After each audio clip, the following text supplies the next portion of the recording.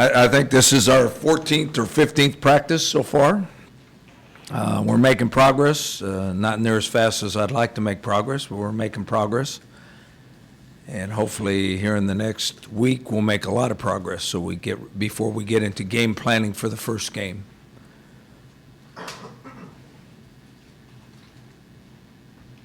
So when you started this, you had questions on the defensive front.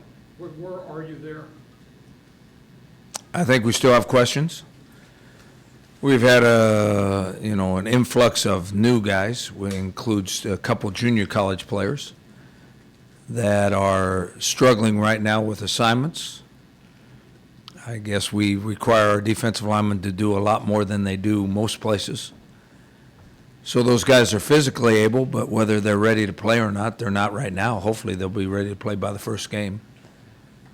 I think that we have some pleasant surprises up there, though. I think Cam Thomas we moved him to nose tackle. He's done a really good job. And Keyshawn Banks has done a really good job, and those two are starting for us. And one's redshirt sophomore, and then the other one's, I guess, a true sophomore.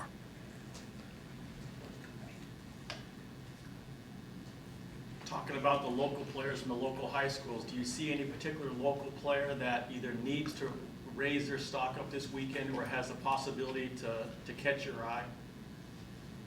Well, we have a lot of local players on our team, and some of them have already proven that they can play.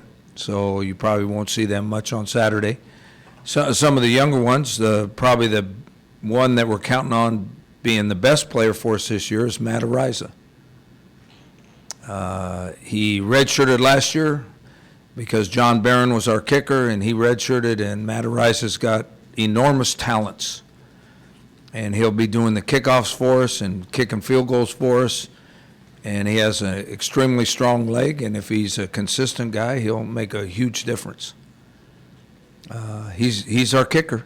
There's no competition there, so we're counting on him being the local guy that makes the big jump.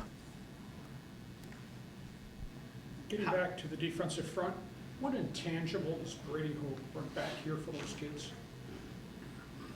Well, obviously he's a very experienced coach, and I've said it before, I think he's the best defensive line coach I've ever been around. So he knows what he's doing, and because of his coaching path, the players know that he knows what he's doing. So I guess that's an intangible, that they know they have a very good, very experienced coach. And he's been in our system before too, so so it's not like he's learning our system along with them.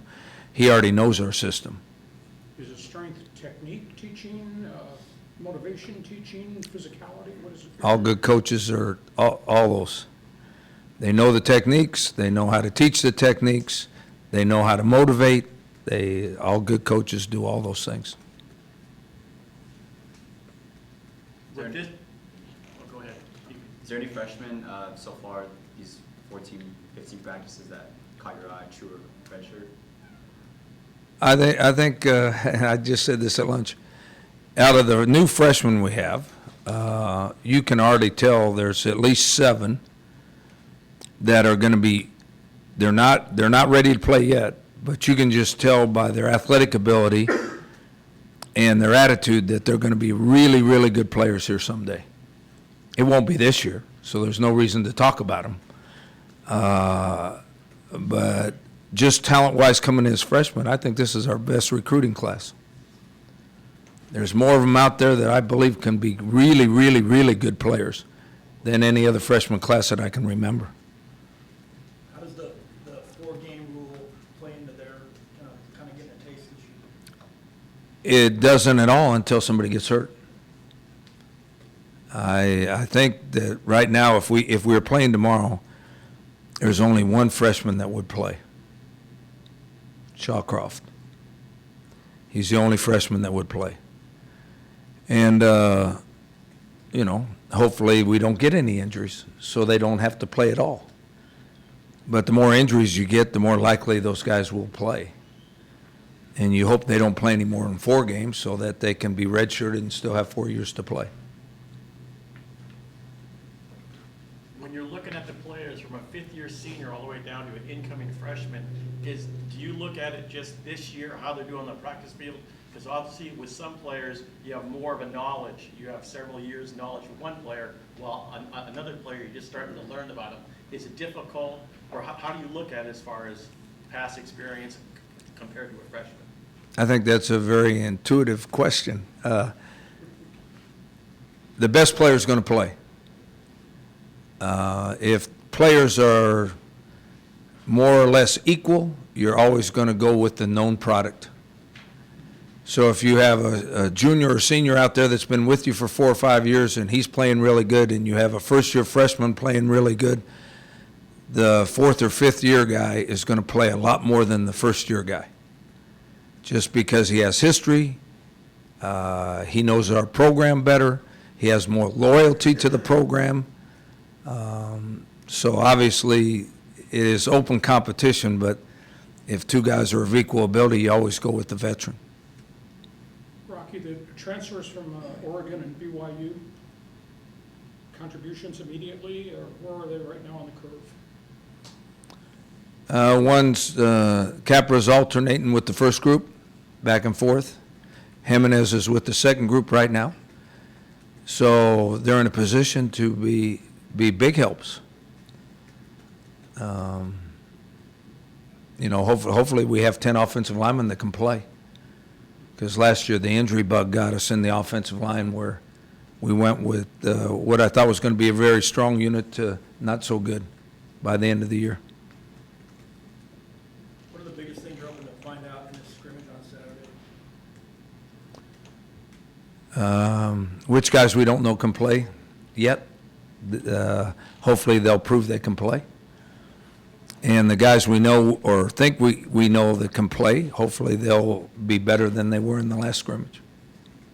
And after that, you'll still have another week and a half till, or about a week till game week. How much will what happens Saturday determine positions? It'll almost certainly determine who's playing in the first game. We won't have any more scrimmages. Next week in practice, some of the younger group will scrimmage, but none of them will be in a playing position. So there's a lot riding on who the starter is and who's going to play a lot in the first game in the scrimmage. But then the guys you see not play in the scrimmage or play very little in the scrimmage, you know that they're starting when we play our first game. Can you talk about the backup quarterback battle and how different they are? Well, no one stepped forward yet. It's a day-to-day deal, and I say that, and I'm not trying to be funny either.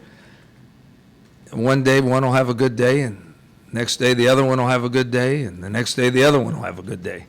There's absolutely no difference between them, except that they're all inconsistent. With FanFest coming up, how much do you appreciate the fan base, and how would you describe this fan base? Well, I think that we have a very loyal fan base. What we would like to do is increase the fan base since we're the best football team in town. And I think that's coming. I think that there's still a little bit of a mourning period going on of the team that left town. And I think that more and more people will decide they don't want to drive all the way to LA to see a game, and more people will come and watch us play. And I've bumped into a few of them that used to be NFL fans, and they've come to our game and said they didn't realize how entertaining it was. So all they got to do is come once. All they got to do is come once and watch. And if they're real football fans, they're going to be hooked. What is Brookshire going through on the learning curve from JUCO to here? Well, I think since he was with us in the spring, I don't think he's behind anybody else as long as knowing our offense, other than Agnew. I think he knows the offense as well as the other 2 quarterbacks that he's competing with. It's just a matter of one of those guys has to be consistent from day to day to day to be the backup. And there's not one of them that is. Is that not being able to read defenses, or not being able to make decisions or progressions, or? No, it's one day one of them's really sharp throwing it, and the next day he can't hit the broadside of a barn. And the next day, another guy's good at throwing it and throws it to the right guy and completes passes. And the day after that, he's throwing it 10 feet over their heads. How would you gauge Salazar's growth? Well, I think all three of them are the same. I think he's better than he was last year, but I don't think he's consistent either. How much of an advantage is it for like the newcomers to have the spring experience and like playing spring ball versus a guy who just came here just recently?